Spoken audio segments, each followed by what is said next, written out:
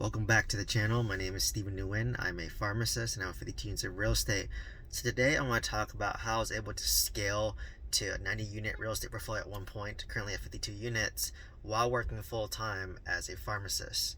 So a lot of YouTube channels, they talk about, oh, you want to quit your job, you want to be financially free, you want to have that FU money so you can quit your job. But if you've been watching my channel, you know I emphasize a lot about a W-2 job as a stable source of income that you can leverage to go invest into real estate, because that's what I've done and it's helped me significantly, right? When you have a W-2 job, it's easier to qualify for loans. It's lenders typically like you better, and it's just nice. Banks favor the fact that you have stable W-2 income as you start to scale. So I know the challenge becomes hard when you're a high income W-2, you're white collar worker, and it's harder to replace a W-2 income. Like, if I worked minimum wage, then obviously it's easier to replace my income of real estate. But when you're making $200,000 plus, it becomes a lot harder, a lot more challenging to replace your W-2 income. And you actually may really appreciate your W-2 income, right? Like, not everyone hates their W-2 job, myself included. And but we still want to build wealth to give us options down the road to go part-time, to maybe retire earlier than most people, but still don't mind working W-2. So today I want to talk about how to kind of juggle that time management piece of doing a W-2 while scaling a real estate portfolio. So, obviously, if you have 40 hours a week allocated towards your job, at least, right? Like, if you factor in everything, I probably got, between 6 a.m. is when I kind of wake up, and I get home around 6 p.m. Let's just say dinner's done. That's 12 hours gone already, allocated towards your W-2 and just your normal life. And then if you sleep at 9 to 10, you essentially got 3 to 4 hours a day to work on, your side stuff.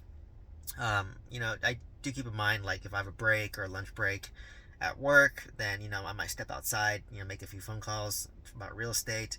I may respond to emails or text messages on those breaks if they need me urgently. But because I invest, in the East Coast time, it's 3 hours ahead, so it's nice. Like, if it's like 6 a.m., it's 9 a.m. over there, so I can get a lot of work done before I go to work.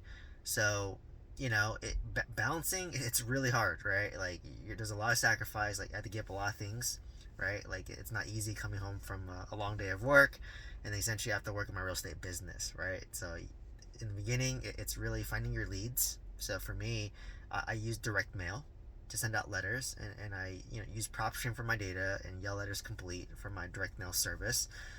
Those links are in my description if interested. But also, I do offer a service where I do direct mail for you if you're too busy, right? So I want to remove all the barriers. And basically, I prepare my letters, send it out, once a month on like the second Monday of the month. And pretty much at that point, I just sit back and wait for people to respond, right? So people will respond via email, text message, phone call, like whatever they want to do. That's how I let them respond to me. Like, so, and what I do is I give a 24-hour window. So if they text me, you have to respond within 24 hours. And by respond, I mean, you can, even if you're busy, you can say, hey, got your message. Can we schedule a call for tomorrow or for Wednesday, or 2 days later? Just respond. And then at that point, you want to talk to the owner. In the mentorship program that I have a list of 12 questions that I asked to understand, build trust with the owner, to understand about the property. So, typically these are the type of calls that I'm making after work hours, right? So usually during work hours, if I have time, I may respond to say, hey, can we schedule a call for tonight or for this day?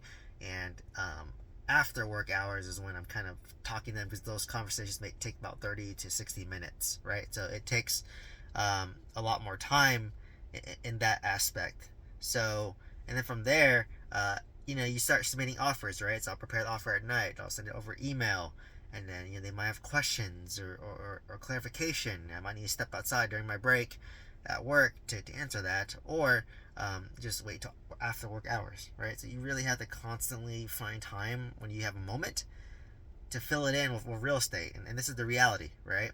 And at that point, when I'm start making offers, and then they say they accept the offer and have to do due diligence. At this point, I need to start scheduling things and coordinating things, right? So, like I said, when I'm at home, after hours at work, after 6 p.m., I start sending emails to lenders, trying to call lenders, find lenders, and I commute to work, right? Like I commute an hour to work, an hour back, and guess what? I'm on the call talking to lenders. I'm talking to owners, right? When I'm driving up, I leave work at 7 a.m. It's 10 a.m. in Oklahoma.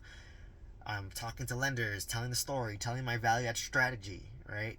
When I'm driving back, I'm following up on things, right? Like, hey, was this done? I talked to my property managers, and they know I'm on Pacific time, right? So literally every single second that you have on the weekday, at least, is occupied with real estate. And it's okay. It trickles into the weekend too, right? Like, hey, I talk to lenders on the weekend. I'll do my loan applications on the weekend, right? Because you need all these documents. So it's a lot of work, right? But that's how you build wealth, and that's how you take care of today. My W-2 takes care of me today, but working on my real estate business, my side hustles, that takes care of me in the future, right? So you get the balance, taking care of present Steven and then future Steven, right? And it's not easy, right? It's not easy. I've been doing this since 2017. So it's been 7 years of me doing, my main W-2, and then on the side, I do my side hustle. So you really have to find a system that works for you. If you have kids and a family, then maybe nighttime is time for the family, and that's okay. But maybe you have to wake up early, right? Maybe you have to wake up at 4 a.m. and have those 2 hours of quiet time to work on your real estate business, right? So it's really carving out a time and window that works for you, and it constantly changes, right? Like it may work for me right now in this season of life, but like when I have kids, maybe it's gonna pivot to I have to wake up earlier, or maybe I have to scale back my W-2 and have a day off where I can work on the side business. So it's an ever-changing process, but the key is you have to make it sustainable for a long period of time, and it has to work for you, right? If it doesn't work for you, then what's the point, right? So um, hopefully you kind of found value from this video. It's not easy, but just know that you're not alone, and it's going to be challenging. It's going to push you, and that's how you grow, and that's how you build wealth, right? It's not easy. It's not easy to do W-2 while scaling real estate, right? Trust me, I've been there. I'm doing it, right? And now I'm throwing on other life events, right? Like planning for a wedding, you got to plan for a vacation. I'm selling to a new house, starting a new job, right? Just a lot of things hitting you. And despite that, I have to juggle managing my 52-unit real estate portfolio.